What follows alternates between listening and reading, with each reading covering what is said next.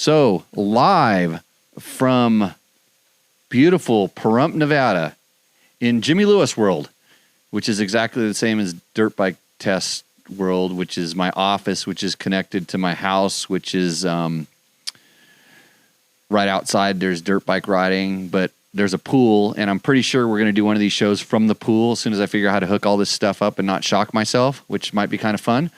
But cheers. Good to see everybody. Thank you for sticking around while I had technical difficulties. This is Tech Talk Taco Tuesday number 19.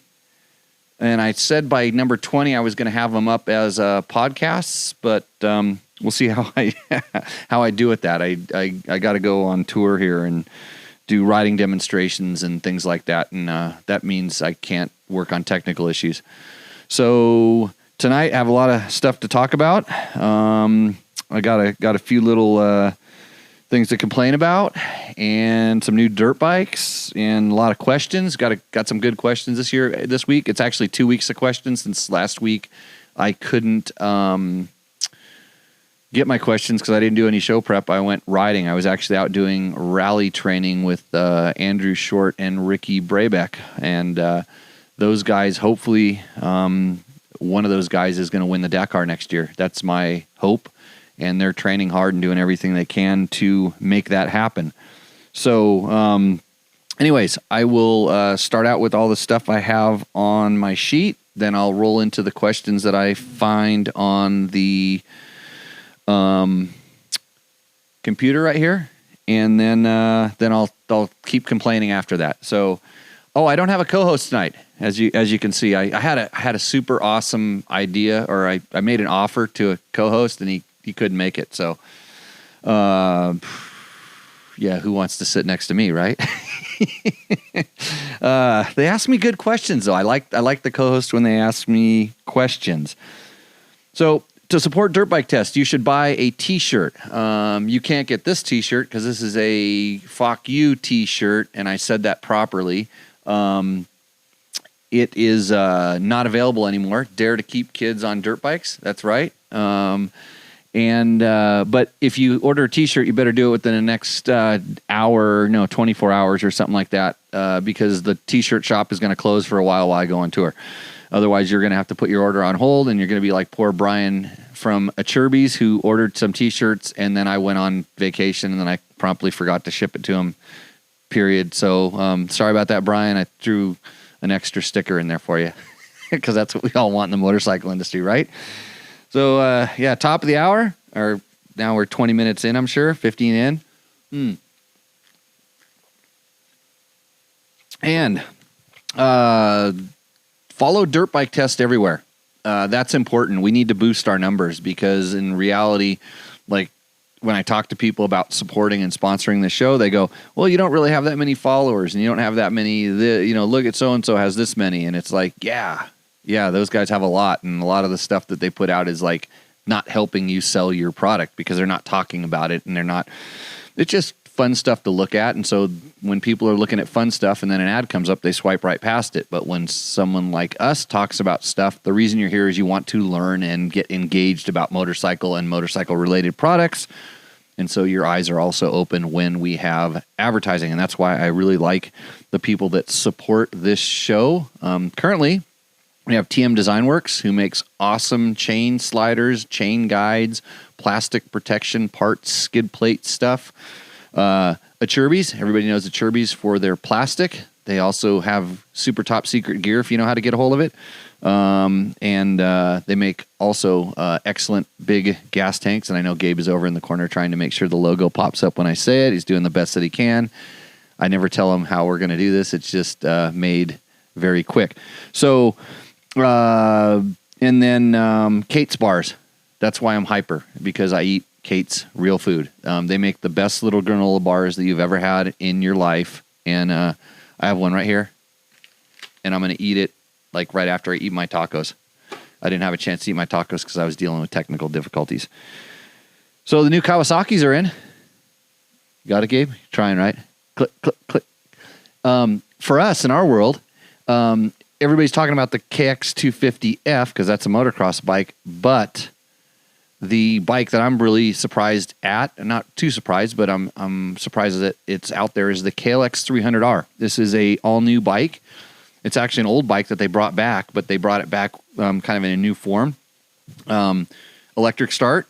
That was something that was missing on the old ones, and I know about that because I raced one in the Mauna Kea Enduro in Hawaii, and I stalled it one time and on an uphill.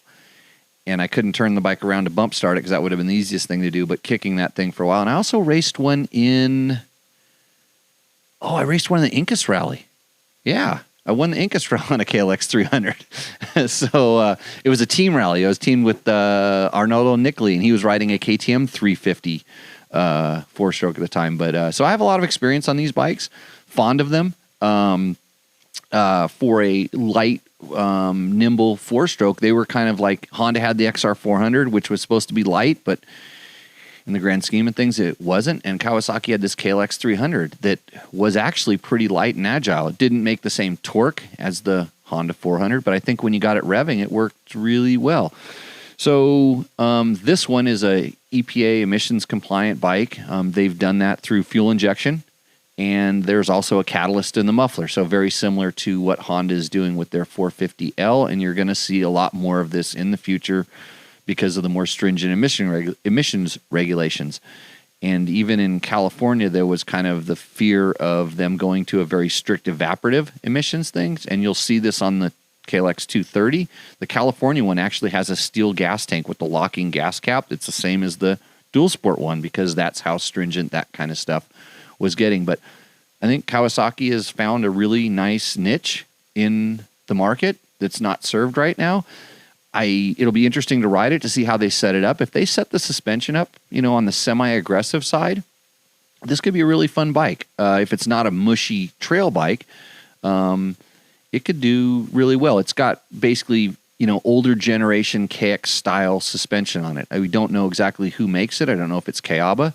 But it looks like it's the, a few years back Kayaba stuff, but not adjustable on rebound. It's only compression adjustable on the front forks, and then just compression and rebound on the shock. So I think all in all, a nice hit for Kawasaki. They make some pretty neat bikes. I'm just wondering where the KLX 650 is, or KLR 650. I'm sorry, KLR 650.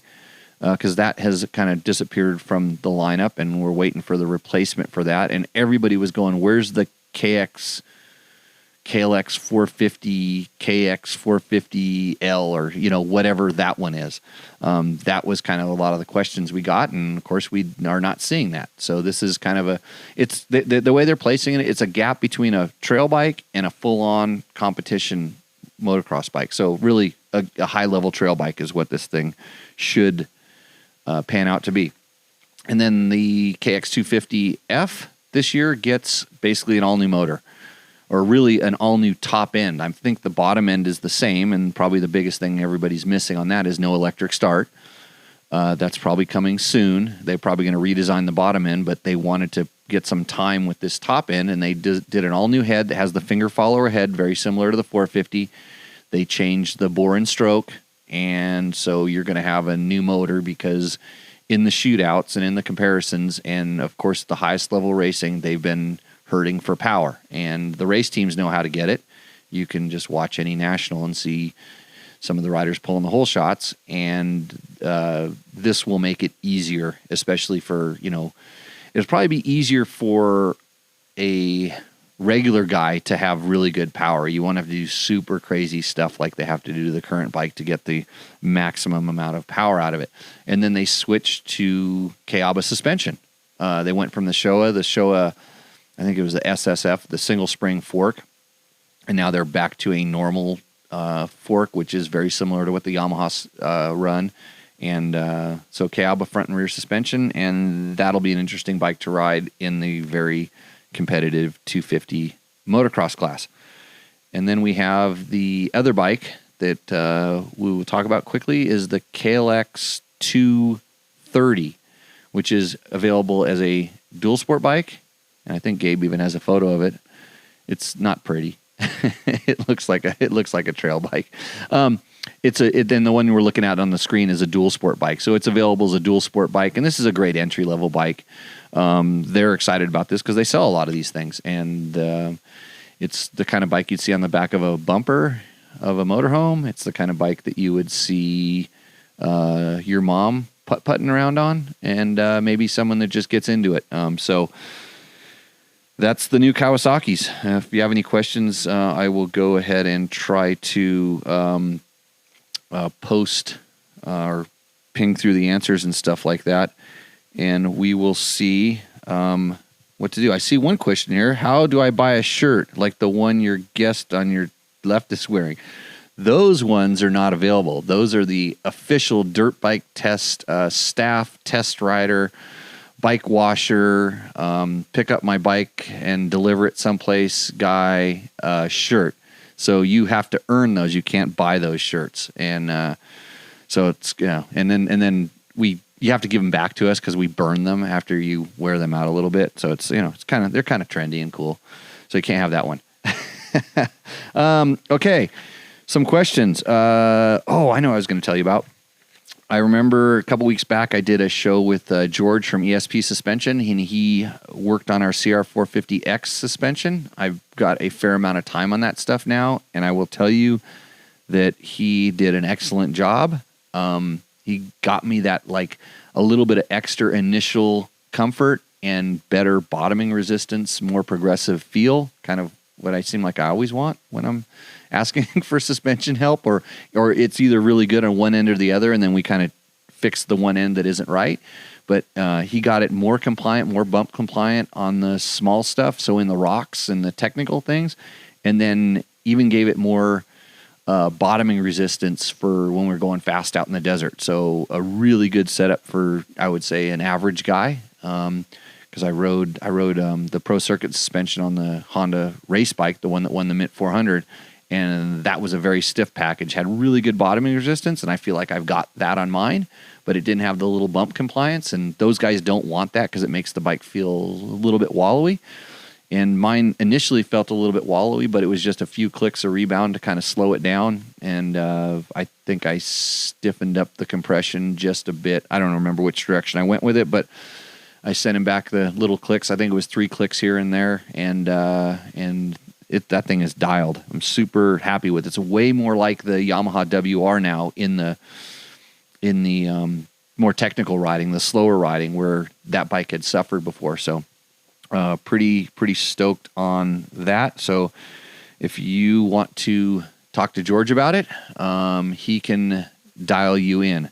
I'm sure. That's ESP Suspension. You can just Google it and he pops up, and like 5-star ratings on Yelp and things like that, what you would expect. Eric Hermstead. I remember that name. Eric asked me a question. What effect does moving the forks up and down the triple clamps have on handling? It's very similar to adjusting the ride height in the rear, the sag. It basically alters the geometry of the bike, and it puts more weight or less weight on the front end, depending on what you do, to a certain extent, and it changes everything, kind of the angle. But the more you go down, the more you slide the forks up in the tubes, generally the more weight it puts on the front wheel, the more the sharper the turning becomes. Maybe the bike becomes a little bit less stable. And then when you slide them down on the forks, the bikes tend to become more stable, and it affects the rake and the trail a little bit in the setup. But and usually when we adjust it, we do like 3 and 5 millimeter adjustments when we're changing it. I know when we had the WR450, one of my test riders, Dave Donatoni, man, right away he goes, I want to slide these forks up in the tube, because he felt that the front end was riding high. He just had that sensation, so he slid it up, and we had also at the same time, because of his weight, taken a little bit. That way we were able to take some spring preload out, so it kind of balanced the chassis out. So that's what sliding the forks up and down in the triple clamps does, and it's so easy to do. You just want to make sure you get them, you keep them level when you do it. That makes a big difference. But and then another thing you can do that also mimics that sensation is you can run sometimes negative air pressure or a little bit of air pressure. It depends on if you have the ability to put air pressure in, but you can actually, drop the forks down and, release it's not a precision adjustment, but you can take some air out and run a little bit of negative pressure in the forks, and that will hold them down as well. And even the adjustments will do that kind of stuff. So, Eric, hopefully that answers your questions. And then next question is from Brian Burke. Any suggestions on the TE 300i versus a FE 350? He says, I am buying one for single track riding in the mountains. I'm on the fence as to which one to buy. I live in California, so the plated bike has that advantage, but there's plenty of places I can ride the two-stroke. The 350 seems like it's more expensive to own in the long run. Thanks. He says, I might do some local enduros for fun, just not to compete. So in reality, 300 two-stroke versus 350 four-stroke. You're talking about, I want a lighter bike, a lighter, good handling, nimble bike. The 300 two-stroke will have more power and it will have more torque, especially at lower RPMs. The 350 has a longer power band and probably puts out pretty close, it's getting close in the horsepower. I mean, at least with the tire handle, but you've really got to rev it to get up there. So, getting those two, choosing the right one there, it's definitely a personal decision. In California, just because of the license plate and the ability to link trails together, if you don't have to have a license plate, then the two-stroke gets way more favorable. The 350, when, because it has a license plate, it helps in that aspect, and it makes it so you can go riding more places. That's the thing. But the one thing you said is the 350 seems like it's a lot more expensive to own in the long run. I don't know where that question comes from. I do know, because the internet says it's a four-stroke and everything's going to wear out and blow up. I have a KTM 350 that has 500 some odd very hard hours on it, and I haven't done a thing to it. Oh, I did do one thing. My cam chain tensioner. It's a hydraulic cam chain tensioner, and it got sticky, and so I had to replace that. That's the only thing I've done to that bike, and I think I've only replaced the clutch damper rubbers in it a few times, which is a known wear item. But as far as like top ends and valves wearing out and stuff, I don't think it's going to be any more expensive to own in the long run. And in fact, I think it's just a toss-up. You're going to break more part. You're going to spend more money modifying it, customizing it. In a lot of times when I see people that have these problems, they modified themselves into the problem they're currently having. Like when their bike finally breaks, they go, "Oh, this bike broke," and I'm like, "Well, what did you do to it last?" And then they'd say, "Well, I put this trick cover on it," and it's like. And so the trick cover was what fell off and the oil came out of it. Yeah, but it still blew up. I'm like, of course it did. So, I don't think there's a cost differential between those two bikes. So go do some local enduros, have fun. That chain tensioner, I just stuck a stock one back in there, but I do know that the Dirt Tricks tensioner also works. I don't know if do they make it for they make a manual one for the 350? Yeah, they have a manual one, but the fact that I got like 400 hours out of the stock one, I just slid another one in. It was cheap, like $18 or something. So Cole Baldwin asks, great video, Jimmy, and he's talking about the video I did on my KTM 1090 build. Are you running tubes in the tires? Yes, I am. What pressures do you usually run for hard off-road? 27 PSI all the time, every time, no matter what. I'll run a little lower sometimes if I'm just riding in dirt, but usually the tire pressure is a little bit lower because the bike's been sitting and the tire pressure went down and I didn't check it. But if I check it, it always goes back to 27. I just bought a 17 1090 on eBay, fully tricked out.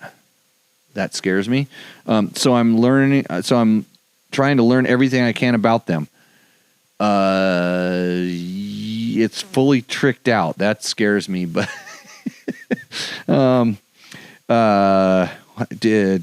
good. Hopefully it's tricked out exactly like mine and then it's perfect, but whoever tricked it out, hopefully we're not going to go back to that last question where I talked about when something went wrong. What was the last thing you did to the bike?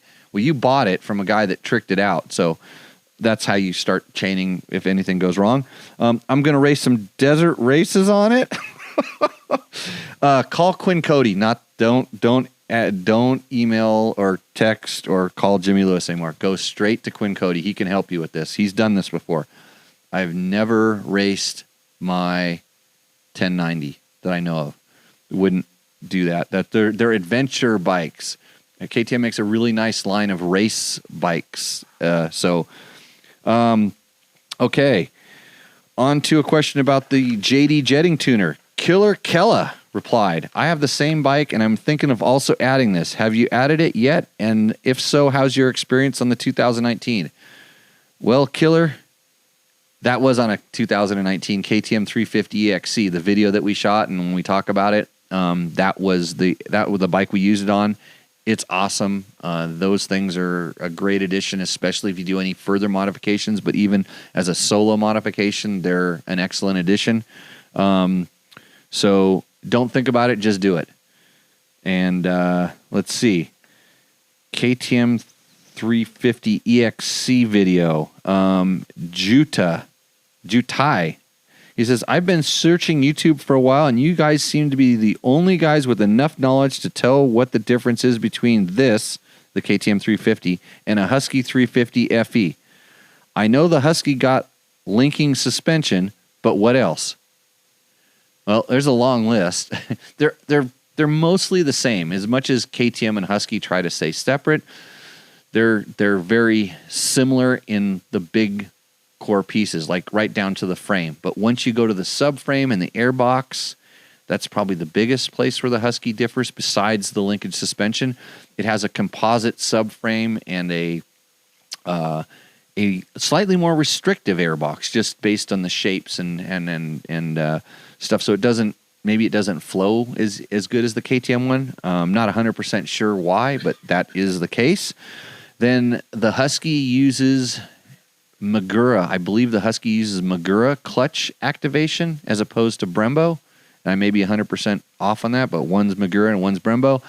And the Husky also has Pro Taper handlebars as opposed to whatever ones the KTM has. And I think that's your biggest differences other than the cosmetics and the looks. When you ride them, they do feel a little bit different. It feels like it's a little bit different. Like, you know, when you ride your friend's bike that bought the exact same bike as you and he maybe changed the seat and change the clickers on the suspension. That's the difference between a KTM and a Husky when you're riding, quote, the same sized motorcycle. They have a little bit different feel. More so on the EXC versus FE because of the shock linkage, but really not as much as you'd think. I tend to like the PDS, but that's because I'm weird. And somebody just let me know that the Husky has a Magura rear brake also. So I didn't know that. So interesting. Okay. Craig 33575 says, these questions came in through our discuss thing where if you're reading the tests on our website, you can ask questions down at the bottom of the tests, and we intend to answer those most every week as well. And he's talking about tires, and he was watching the. Are you trying to throw tacos at me? Just so I'm distracted. You really tried to? Did somebody tell you to do that? No, I'm just looking where we're at. Yeah, distracted by tacos. He read our test on the Michelin Starcross tires, and he said, in general, is it correct to pair the 80 width front with a 110 rear and the 90 front with the 120 rear? I see some guys always going to the widest front but sticking with the OEM 110 rear. So in general, no, that's not correct. Basically, you choose the width of the front tire based on what you're looking for. Like, I want a little bit more traction, or I like the little extra weight feel that the bigger tire gives, or maybe you get a little more bump compliance with the 90 tire sometimes. And some guys like the stiffer sidewall, the more narrow thing, the way it affects the traction. So it doesn't, the rear sides, unlike street bikes, which seem to be a lot more picky about the tire sizing, it's like a feel thing. And for instance, the same reason I go to smaller, more narrow rims on my adventure bikes sometimes to get the tires to round up a little bit more. It makes the bike feel more agile and nimble everywhere. So I think you can kind of do what you want. The best thing to do is to try both and see which one. Tires your wear item, so wear them out. Try different things. If you don't like it, and right away you can take it off and then sell it to your buddy. Okay. Let's see. This is one of our comments from our previous shows. Hi there, guys. At about 33:30, where you made me laugh when John mentioned the bar risers and that everyone seems to get right away without even working with the stock adjustment. So, Big John, my social media criticizer for Dirt Bike Test, who couldn't be here tonight because he has a real job sometimes. Could probably answer this better than me. And then Jimmy's comment on students drinking the Kool-Aid, which I call it high bar Kool-Aid because everybody just goes to these high bars on adventure bikes. Or it's just a normal thing because when you stand up and pump your pelvis forward, kind of like you think the proper riding style is, which it isn't. Watch a motocross guy, watch how they're hinged at the hips, and it looks like they're squatting, but they're not. They're just bending their hips. They're still standing up very balanced. And but anyways, so strange parts to put on the bike. He said, something I learned at your school is how horrible I had my bike set up. I had these things called steg pegs, and they did nothing but get in the way of me moving around on my bike. I have the same problem with those, but some people really like those because they hold them on the bike. That's why they were invented. And but for me, they kind of get in the way because of the way I move my feet around in the foot pegs a lot. I've since removed these and also removed the huge adventure foot pegs. I don't remember specifically which bike he was talking about, how huge his adventure foot pegs are, but I like big foot pegs, but not fat, like forward to back. I like them wider, like sticking out, so I have more leverage on the bike. But anyways, he said, the narrow pegs have forced me to get tight on the bike, and I'm squeezing with my legs as needed. Awesome. That's what you learn when you play around and test things. One thing at a time, hopefully. Okay. Harry Potter 2 said, since you mentioned improving brakes, any suggestion on improving brakes on a Honda XR650L? Yes. And like I try to tell Mitch all the time, go get a Honda Sierra 450L. That'll improve the brakes quite a bit. But since you're stuck with that bike, 40 pounds of motorcycle will go a long ways when you have... and Honda wants you to get the new bike too. I promise you. That's why he's advertising the show, right? But anyways, on your 650L, so I think that bike has a rubber front brake line. At least the newer ones do. And all you have to do is go really, with the bike just sitting there, squeeze on the front brake and watch that brake line like stretch, and that's where your braking power is going, right out through the rubber. So you're going to lose some of it there. So the first thing I would do, and this goes for Kawasaki KLX 650 owners as well, because those things have notoriously sloppy brakes. Replace the brake line. That'll help a ton. Then, well, of course, make sure your fluid's good, there's no bubbles in it and stuff. Then you can start, probably the next easiest thing to do is start playing with pads. The Honda brake pads are generally pretty good, but sometimes on those type of bikes, they err on the side of durability as opposed to like real grip and stopping power. So try some different ones. Whatever you do, do not get those red EBC brakes that are made for brake draggers. I see them on so many bikes, and people go, why do my brakes suck? It's because you just bought brakes that are designed for a guy that's going to be riding a GNCC in the mud, and his brakes have to last 3 hours while he drags them. They're not good for stopping. They need the disc has to match the color of the rotor of the pad before those things start working. So get good brake pads. I know for a fact that Galfer makes excellent brake pads. What's the other one we tested that I really liked? I used to run braking stuff when I was racing, and they make also good stuff. Theirs have a little more bite and not a lot of. They have a lot of grab. What was the other one? AP makes some really good brake pads as well. Pricey, but they seem to have. They're very similar to the Galfers. Maybe a little more initial bite, but then good consistent feel when you're really on the brakes. And so hopefully that helps you, but I think the easiest thing to do is just get a new bike. Send all your XR650L hate mail to jimmy@dirtbiketest.com.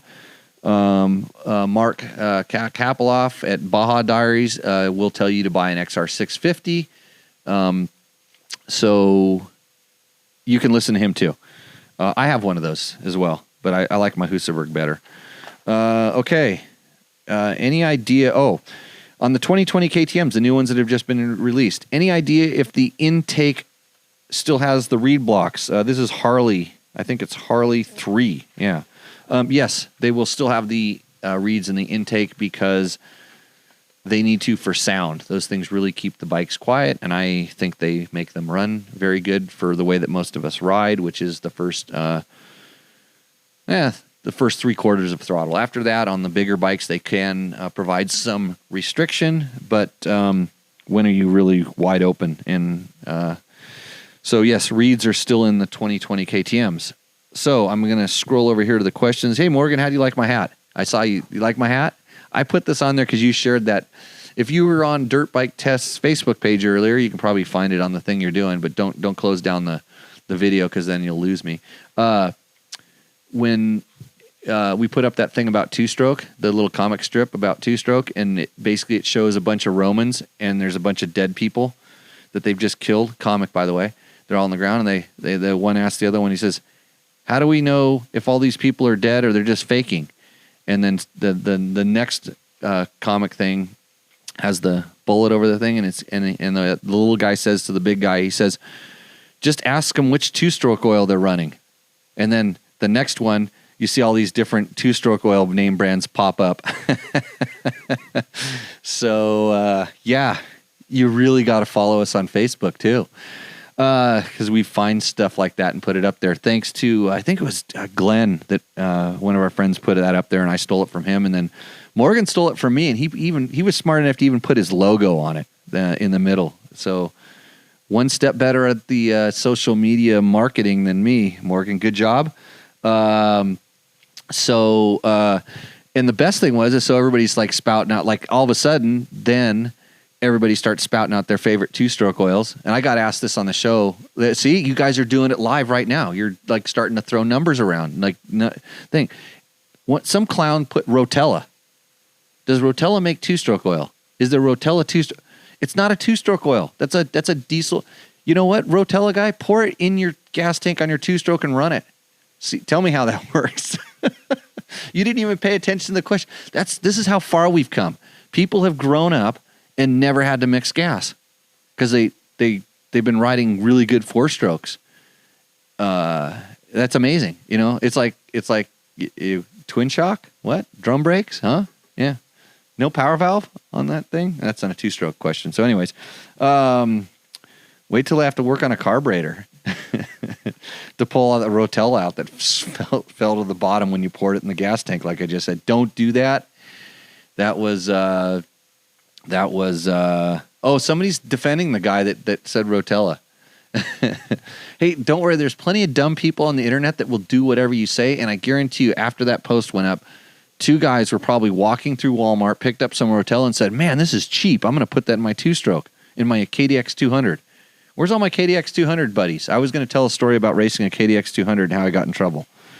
But you have to show up in the forum, and we will, if you're there, I'll do it.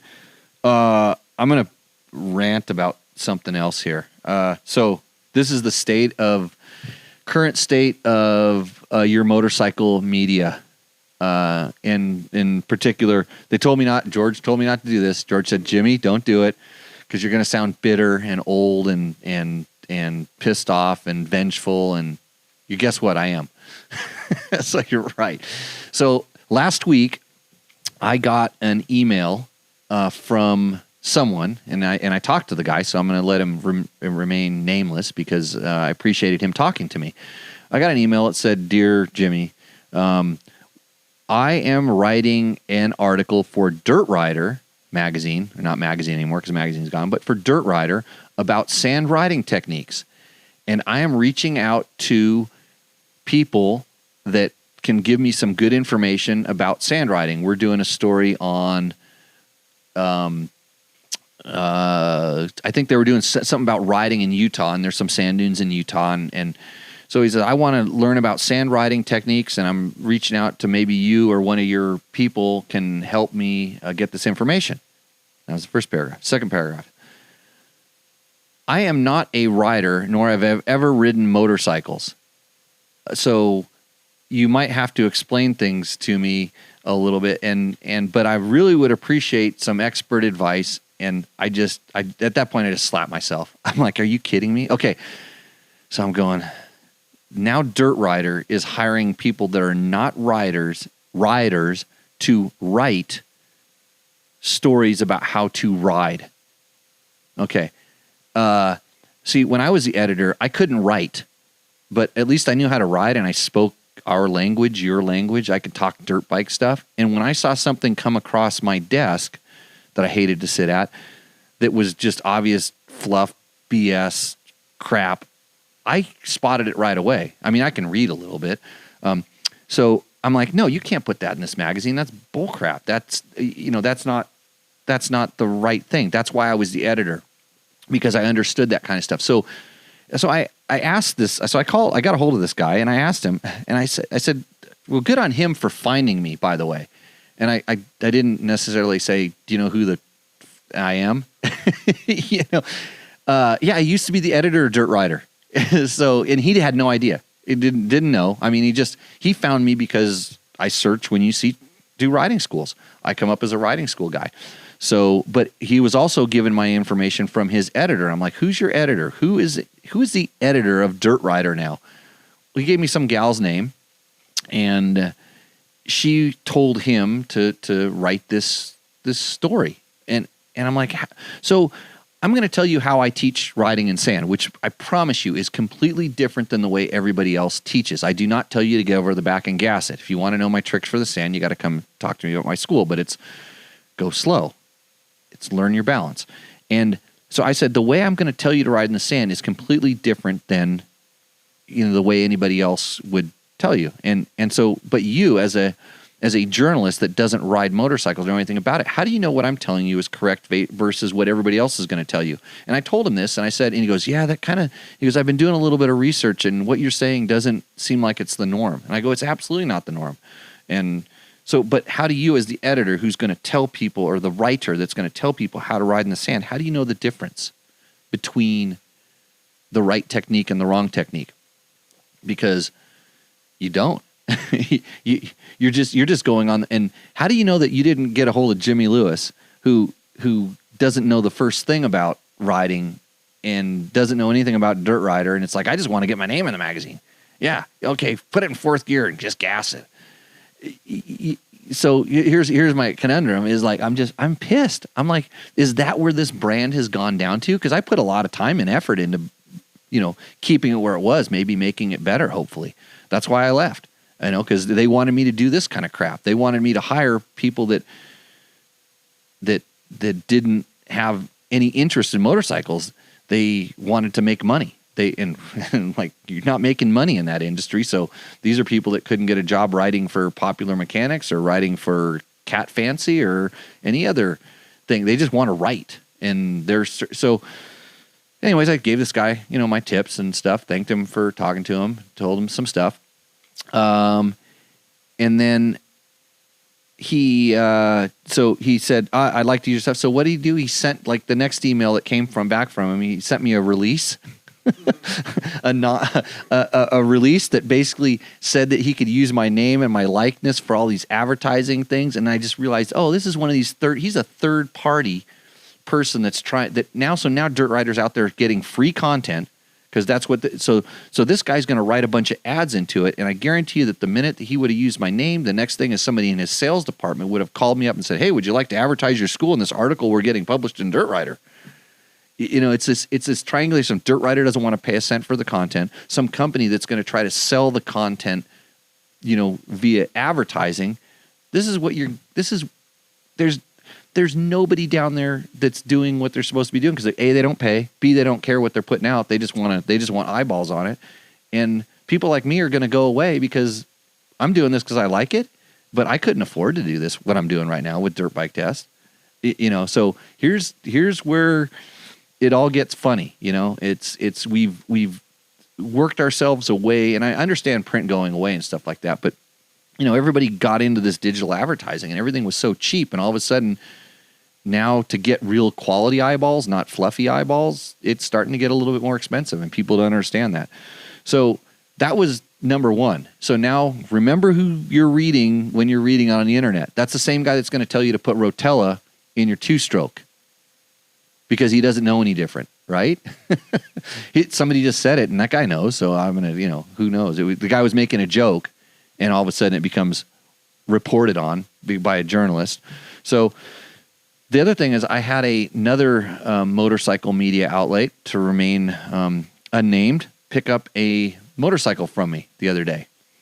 And the person that came and picked up the motorcycle, I was warned by the guy I was talking to, that the person picking up the motorcycle would not know how to tie it down to transport it. Yes. They don't. This person is going to have an influence on you in some capacity, in some editorial outlet, and he doesn't know how to tie a motorcycle down in a trailer. So be careful out there. Just saying. He was a full-time employee of an editorial outlet. So good on you. And I'm sure that most people that are paying attention here are smart enough to be able to see through that kind of stuff. But we're trying to warn the other people that aren't, because I have fear. So, okay. Yeah, Jesse, that was a trip to Haterville. Thank you. I'm going to scroll up to the top of this thing. I think this is where I started. Let's see, which end? I always forget which end starts. Let's see. Lots of poison out there. So that's probably the one we just got through. So I'm going to roll through the questions. That's funny. Owning a KTM EXCF and running desert for all these years, I think Kawasaki should have called me for advice. Jesse, why don't you write some stuff for a dirt bike test? Because see, I see Trevor was on here. He probably hung up on me. Trevor writes stuff for dirt bike test, just not enough of it. Let's see, Baja Diaries. There's our XR650R lover, and Morgan beat you to the punch, though. I can see that. Andrew just watched a few of. Oh, he's talking. You guys are talking amongst yourself.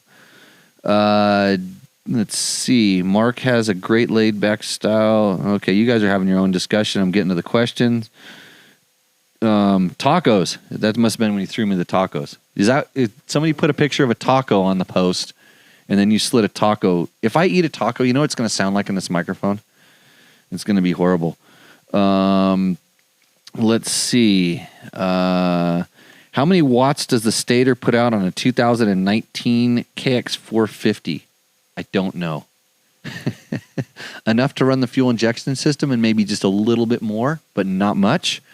So I'm sure you're thinking about putting lights or something on it, and that specification would be in the manual. And a lot of times, what's in the manual doesn't necessarily. Wait, what do you got going on? You know the KX450 output? Somebody answered it already? Jimmy, mention tubeless versus moose if you want some controversy. No. Yes. Moose, 100%. I run both of them, but I don't. The tubeless, it leaks every once in a while.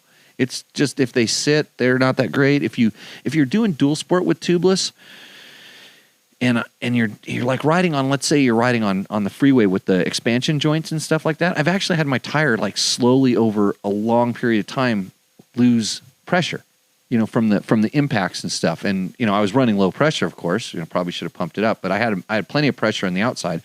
So they have their purposes, both of them. I prefer the moose if I'm. Actually, I like tubes if I'm going to do real dual sport riding where I'm riding on the freeway and high speed. But, man, I've been beating the crap out of some of those Nitro Moose soft mooses, like doing stupid high speed stuff. Like last week when I was riding with the rally guys, I was on a Nitro Moose soft moose because I'm doing stupid torturing stuff to it, and it's still good. So I actually suggested a guy run the Tour of Idaho with him last week, and I probably would. Chris Smith, hell yeah, I'm coming. Okay, if you guys want to come and write for Dirt Bike Test, you want to go write for Dirt Rider, Chris Smith does. Yeah, Okay, you need a cool column name. Pro advice from a novice. Chris, I think you're. You know, I'm going to have the intern program out here. You can come out here. You got to ride at 4:00 in the morning, and you only get to ride till about 7:30. We have all the bikes you can ride. You just got to. The rest of the time, you just got to crank out here and produce content because we don't do enough of that. Let's see. Did I tell him to use Rotella? Mad Magazine. Well, I don't get that one. Let's see. When you're riding the sand, you put Rotella on your seat. Chris watches all of our shows. If you missed last week, where I had two of the best rally riders in the world tell me to take the feet off the pegs and stick them out, you gotta go back and watch that one. We'll put it up there. We're working on it. Gabe was working on that today. I've just been out doing too much other stuff. Let's see. Lots of poisonous people out there. That's right. Who mentioned Rotella? Jim Wells. Jim Wells, do you work for Rotella? I don't get it because now your name is all over this place. Rotella's they're getting like free plugs to go in 2-stroke gas. I hope not. And I'll tell you, I've put a lot of different 2-stroke oils in my gas, but never Rotella. Here we go. Tacos. Let's see. Actually, can you plug and play a Squadron Sport? I don't. Okay, they're working on it. Handling the questions in the background. That's good. I love an educated audience. Let's see. Danny Hopkins. I did TOI with a Moose, Tour of Idaho with a Moose. Not an official finisher, though. What did you do? Post a naked picture of Martin? Or did you brag about it on an ADV rider? Yeah, okay. Witnessed 20 tubeless pulled out of bikes on LA B2V one year, but they redesigned them before. There is a version 2 of tubeless, maybe a version 3, and I ran the version 1s once, complained about the same things, and I have version 2s. That's the thing is the bikes that have my tubeless in them, I have one set that I installed myself, and those ones seem to be really good. The ones that leak could be actually version 1s or older ones. So I can't tell you with 100% certainty whether they're the new ones. And a lot of it's how you install them. If you're really careful with the install, they seem to do a lot better. And I noticed that even in, like, sometimes we're sloppy and we just kind of do a quick tire change on it. We don't really clean off that sealing band between the inner tube and the inner tubeless tube and the tire, and that can be bad as well. But if you're not very careful with it, just get a tube. You're going to be a lot better off. They can be a little bit complicated. So let's see. Where are we at? 8:00. I still got to go a few more minutes because I started late, because I'm not going to cheat you. Hold on. Everybody wonders what the tequila of the night is. It's Loma Azul Blanco. This is it's one of my favorites. Was one of my favorites, but this is the pivotal Blanco that's going to tell me whether I'm going to like the Reposado and the Añejo in the next few years. So, in case you were wondering, because everybody wants to know, Victor, were you wondering? Victor sent me a. I know I logged into. Victor was live on his Facebook page, I guess it was, and he was at a barbecue or something. And you got to know Victor, Mexican guy, makes the best popsicles known to man. And he was at this. There was a band playing, and you couldn't really see it in the video, but I just figured mariachi, right? That's so racist of me, isn't it? Anyways, I jokingly say, hey, no, it wasn't mariachi. It was like metal hardcore. It was good. I laughed. That guy is constantly surprising me. I think he has a CR500 too, so it fits. Oh, and all you guys on the K. I was going to tell you a couple places that I pay attention to or follow just because I get a hoot out of them. Their kicks there's a KX and KDX Riders Worldwide. It's a Facebook group, and I threw up the Kawasaki information up there because I noticed there wasn't anything up on the KLX 300. Of course, that's a KDX, and KX is 2 strokes, but Kawasaki doesn't really make the 2 strokes anymore, so I threw this up there, and everybody said, where's the KX 500 with motor in that? and where's the two? They went off on that. And that's why I'm going to tell the KDX 200 story in a minute, possibly, after I have my tequila. But that's a good place to follow if you're into two-strokes and KDXs. So they will give you some good advice. I thought that they would be a little bit more, there'd be some more of them here kind of picking on me. I told them that. And then I see a question that popped up. I have a new 790R that I loaned to Yoshimura to build an exhaust. Looking forward to writing up some content. Have you ridden this new 790R? Guess what I get to do on Thursday? I may or may not have allegedly ridden that bike before, but I'm going to go ride a true production one, the R and also the standard one on Thursday to do a little impression of it because they're sold out. The R's are completely sold out, so KTM isn't really that anxious to do a lot more press, but they would like people to that know what they're talking about maybe talk about it, so we can talk about it. And I don't talk about stuff if I don't know what it is, and I don't know that the one I rode previous was a complete stock one. So we'll find out. And if you want to let me ride your bike after you get that exhaust system on, or before or after, I'll ride it. I don't care. Catch me up in Washington, the Tour Tech Rally. By the way, I have a few openings in my Friday classes if you want to learn how to become a better rider and learn how to mix Rotella in your two-stroke. The other thing, Steve Conklin, who wrote a nice story on Africa Twin crash bars that I still need to go on the site and edit, is here, and he says he's talking about the tubeless rims on the adventure bikes. And when we say tubeless and tubeless, they're two different systems. But a lot of adventure bikes come with tubeless setups, and those are fine because the rims are essentially sealed most of the time. KDX 200 story. I'll sign off with this one. I'll let you know. So I got in trouble for racing a KDX 200 back in Bob, when did we go to Baja that time? Remember when I got the KDX 200? Remember I stole it from James DeGain? Yeah. Yeah, so what year that was? Yeah, so it was a long time ago. I was racing for Kawasaki. I was a Team Green rider at the time, and I was racing KX 250s. And my wife had an older KDX 200. And I used to ride it around and love the bike. It was a good little putt bike, and I knew I could port it a little bit and put a pipe on it, and they ran pretty good. They had a 6-speed transmission, and this is the key to it. The 6-speed really pulled. 93, somebody just told me. That sounds about right, yeah? I don't know how they knew. So, anyways, it had the 6-speed tranny in it. It may have been when they went to the perimeter frame. It was because it was a brand new bike, and they had it down there for kind of pre-running and doing stuff. But anyways, the Kawasaki guys were having a little bit of an issue with some lights, and they wanted to run some lights out to a pit. And somehow I got involved in that, and take this. I had my XT600. That's the bike. I remember we had that in your van. I had an XT. So they saw me unload that. No, hop on this KDX and do whatever. I don't know if I was running light bulbs out there. I don't remember what it was, but so I got it. And then of course everybody spread out, and I put the KDX back. We took the KDX home, didn't we? Yeah, we ended up taking the KDX home. And I realized how fast it was when I was down in Baja, just stock.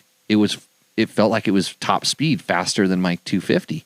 So I started playing with it. I ported it and got a pipe, and and it was faster than my KX 250. So the next desert race, I brought it out and raced it and won.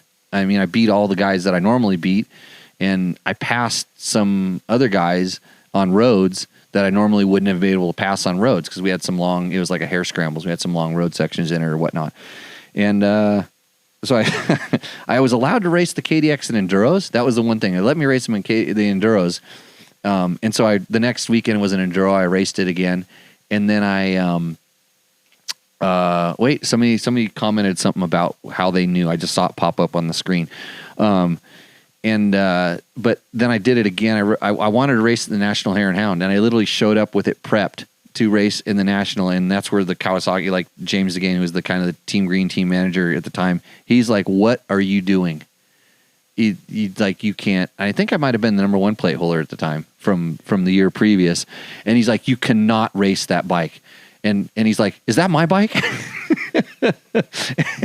and he took it away. So I couldn't race it anymore. They made me race the damn KX. So I had the suspension. I took my suspension to George at ESP. And he was happy I was back on Kawasaki's because he could actually get some promotion because I was racing the KTM. KTM went bankrupt, so I had to start racing Kawasaki's.